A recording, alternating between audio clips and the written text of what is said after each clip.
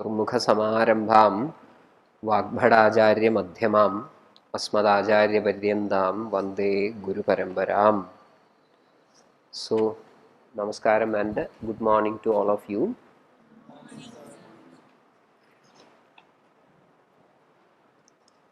And I am very happy to be here in AyuSUTRA once again. We had the previous AyuSUTRA in September. And I think this is for the first time that we are conducting AyuSUTRA with such a close frequency. Yeah. Isn't it? September and again in January. I think it is so close. Nice. Because it is so really good to see that there are takers for Sutra. Generally, we all are inclined more towards the clinics, which is quite natural and which should be the case, no doubt. Am I audible? Can hear? And we always look into the possibilities of bypassing the things in between and rush to the chikitsa. No doubt the most fascinating part of any shastra, especially Prayukta Shastras, is its prayoga, isn't it? Its application, which is, there is no nothing special about it, which is the natural inclination. But what we do generally is we come up with some sort of a prejudices, preconceived notions about Sharira, then its way of working, and everything related to life, death, physiology, anatomy, all these things. And that preconceived notions obviously will be more related to the stream which you are familiar with, isn't it? And I understand that the delegates, most of the delegates this time are coming from the first and second professional BIMS students, most of you, isn't it? Am I right?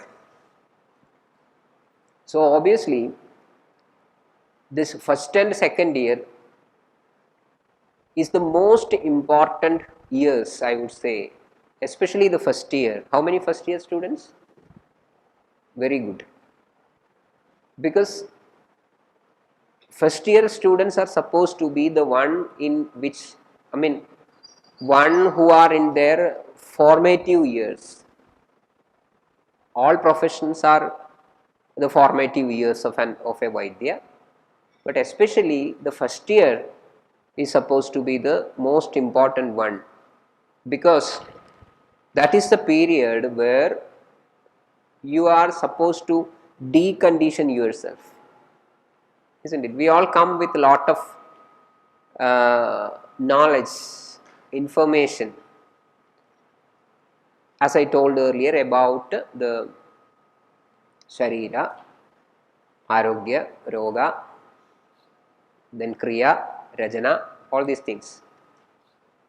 And when I am already conditioned with some sort of a stream of information or knowledge, generally that becomes my yardstick to see the world, to measure the world, to measure and judge our experiences, isn't it?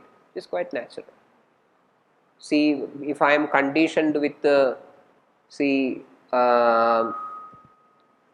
the mathematics, some way of seeing things mathematically, even the music will be judged by me in terms of the mathematical pattern that the music follows, the numerical pattern the music follows. if I am inclined more about the visual perceptions, then obviously I'll be seeing everything in colors. So that is quite natural. Similarly, when you are conditioned with some sort of a preconceived notions about Sharira, which may be the language of modern biology, modern physics, modern chemistry, we tend to understand Ayurveda using our yardstick of modern biology, modern physics and modern chemistry. And when this measured objects or the outcome of our measuring satisfies our preconceived notions, we feel happy. And at one point of time, we may even label it as good. This is scientific. But there will be many other things which need not comply with your yardstick. Then we are in trouble, isn't it? We obviously think that there is something wrong with this thing, not with our yardstick, with this thing. Stuff is something wrong, or something has gone wrong with this. That is quite natural. And from that point onwards, we start keeping certain part of the literature, certain parts of the samhitas, certain parts of the lessons in a grey zone.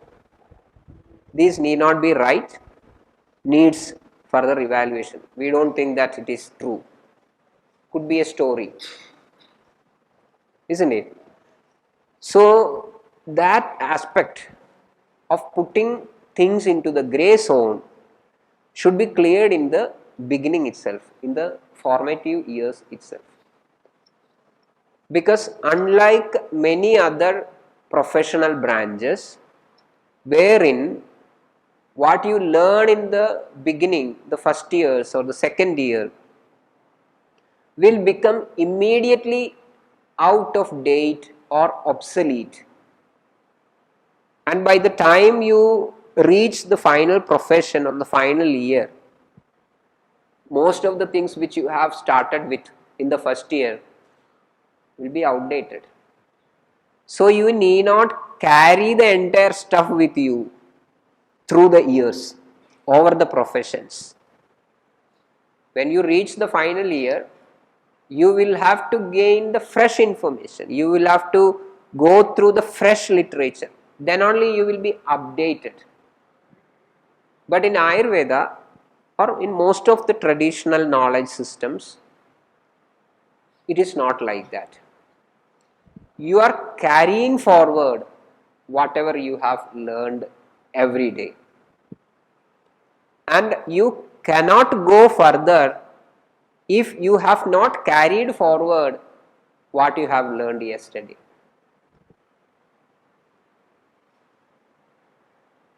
I don't know whether this is a good stuff or bad stuff, but this is reality. This is reality. So your first year learning, second year learning, all these things are becoming very, very crucial as far as the evolution of a Vaidya from you is concerned. Especially so while we look into the present CCIM prescribed BIMS syllabus. In the first year, you will be learning something, and without much information about what you have learned so far, you will be introduced to subjects like Nidanam in the second year. Anybody from the third year in this group? Anybody from the third year? Fourth year is there. Okay, fine. So you will be knowing it at least. Then in the third year, you will not carry forward what you have learned through the Nidanam properly. Because some way or other, you associate Nidanam with Chikilsa. Isn't it?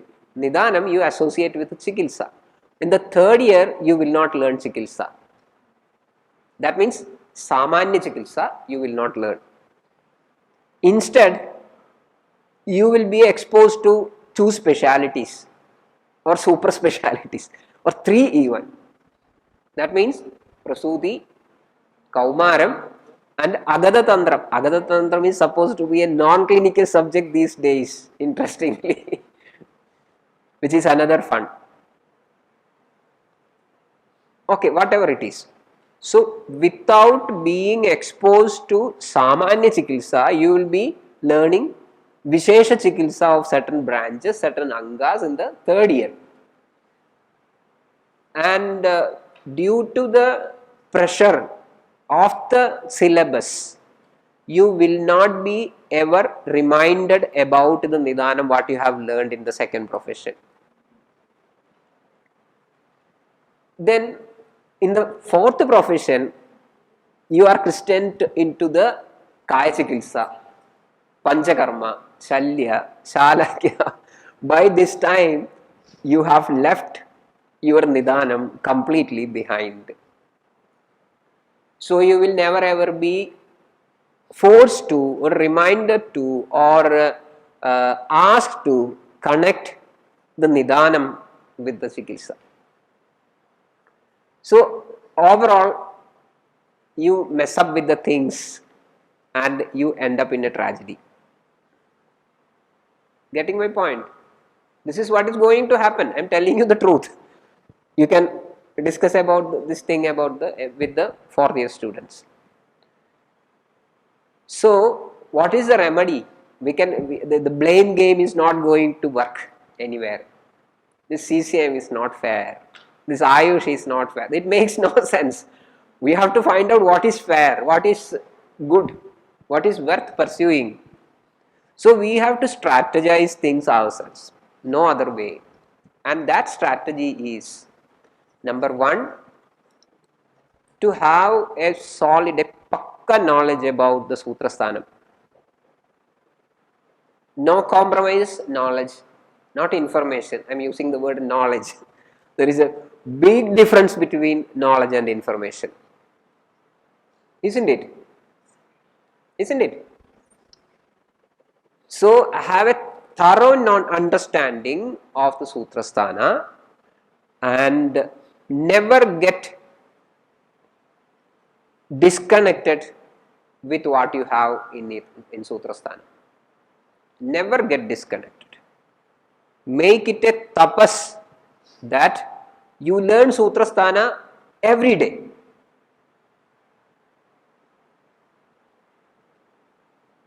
Whichever the profession you are studying in doesn't matter. That doesn't matter. Make the study of or the learning or the understanding of Sutra Sthana a daily affair.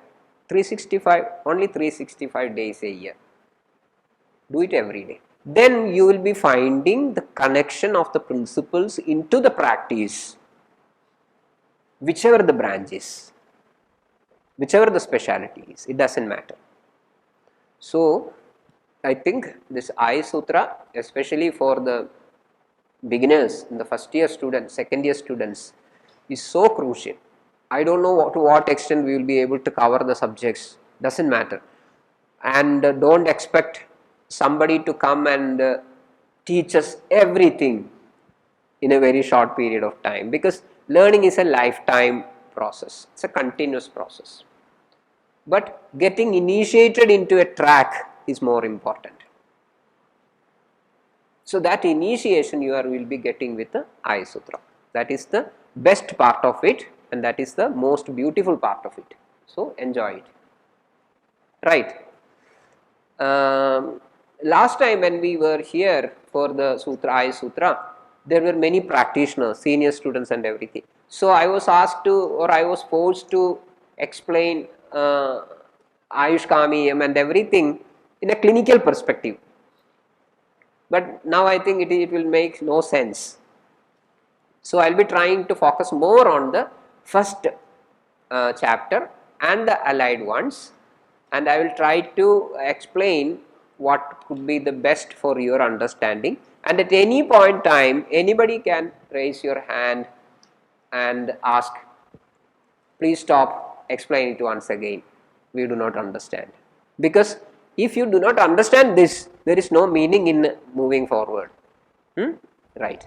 And generally, in the conventional way, we seek the blessing of our Guru Parampara, and that Guru Parampara ideally is represented in Ashtanga Hridaya as a single entity who is named as Apurva Vaidya.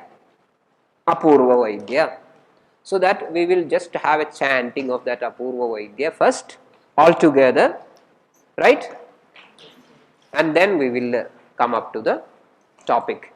Because tradition, as I told earlier, is not a garbage, a junk in Ayurveda.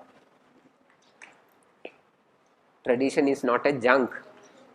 It is a flow. What we call it as parampara. Parampara means from one to the next. From that to the next. Parampara. So that parampara should keep on flowing. It should never get stagnated like a stream. When it is getting stagnated, water get rotten and start emitting bad smell, isn't it? So now it is your turn to make sure that it is not getting stagnated. Make sure that a fresh stream is always maintained. So we will start with the salutations to the Apurva Vaidya. Right? How will we chant? Shall I recite one line, then you will follow? Right? Fine. Ragadirogan sadatanushaktan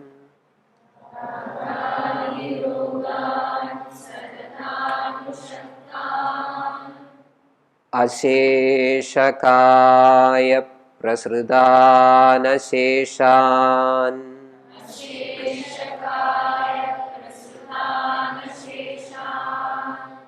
AyuSUTRA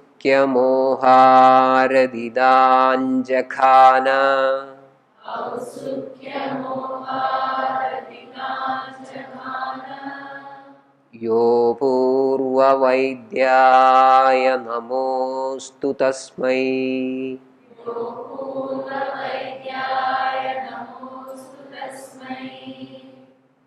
Okay, fine. This generally, if required, if it is important, I think I try to explain what the importance of this dhyana is, or this Mangala Shloka is.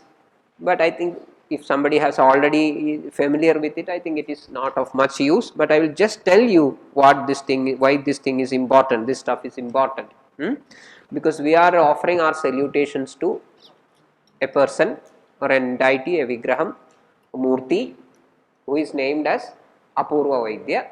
Apurvata is na Purvam, Apurvam. There was no such physician before.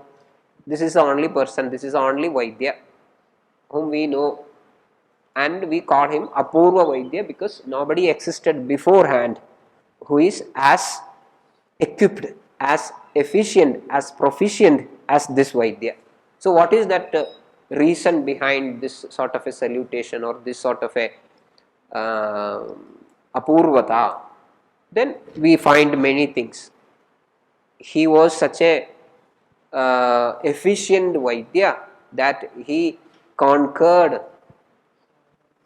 certain types of diseases which are known as Ragadirogan. Ragadiroga. So that Raga, etc., Ragam, Dvesham, Madam, Malsaryam, Krodham, okay, you name it, we have it. That is the policy, isn't it? You name it, we have it, that disease. So, somebody who conquered that list of diseases, that is Apurvata. And that diseases are described beautifully. They are Sadadanushaktam, Asheshakaya Prasrudam, isn't it? Ausukya Mohara Digrit. So many things are explained to glorify the list of diseases known as Ragadiroga. And this Vaidya was able to conquer it.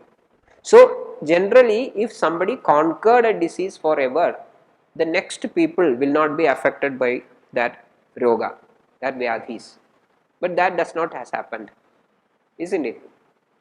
This Vaidya did it, but the next person onwards again surrendered to this list of rogas.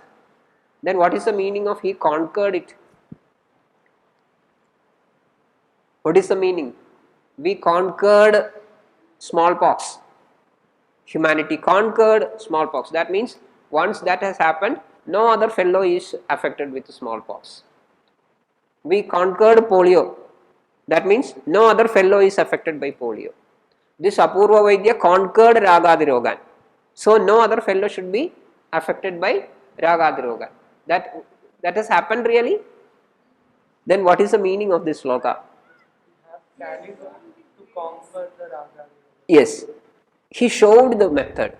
He showed the remedial actions that can be taken to conquer Ragadirogan. And he showed himself in his life that I have did it. You also can do it. Follow me. That is the message. So with this, we are putting some sort of a target in front of our journey. We also should become that Apurva Vaidya one day.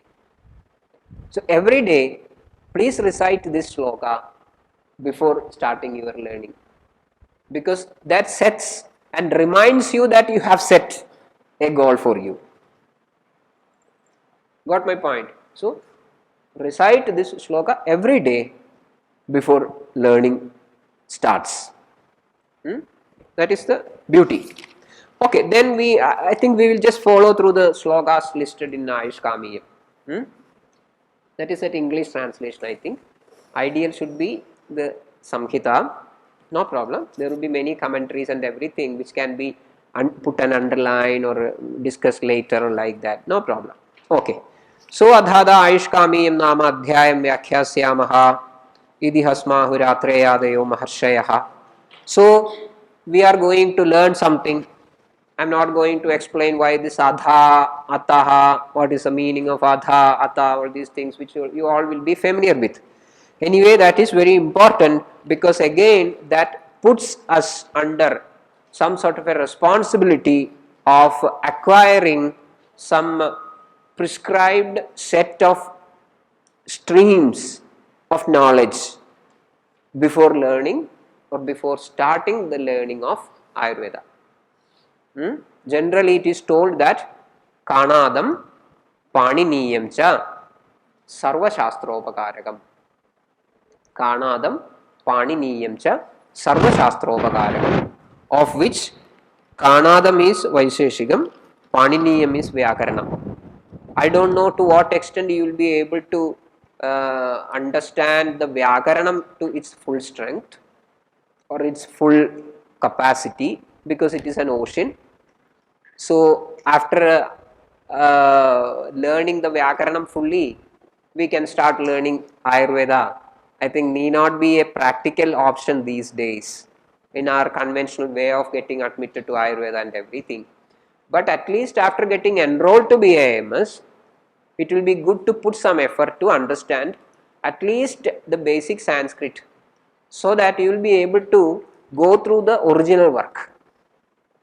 Otherwise, you will be forced to read what others have written, which is not a primary or first hand literature, and whatever mistakes or aberrations that has happened in that person's understanding will be put as the norm, and that will be transmitted to the next generations. That is how, as what I told earlier, happens. The parampara is becoming a parampara with aberrations. That should not happen. So have at least some elementary understanding in Sanskrit and a good understanding of Vaisheshika Darshanam, not Vaisheshika Darshanam alone. Whatever darshanas are important in the understanding of Samhitas, that may be repeatedly revised. That is very important, because it is in this context, especially in the context of other darshanas, that we quote frequently Egam Shastram Adhiyano Na Vidyad Shastra Nischayam Tasmad Bahushruta Shastraha Vijaniyat Chikitsakaha. Egam Shastram Adhiyano, the first years may not be familiar with that sloga, you need not copy down, but there is one line called Egam Shastram Adhiyanaha Na Vidyad Shastra Nischayam. If you learn or understand only one Shastra, you need not understand the Shastra, what you are learning seriously to its full extent. So, what is the remedy?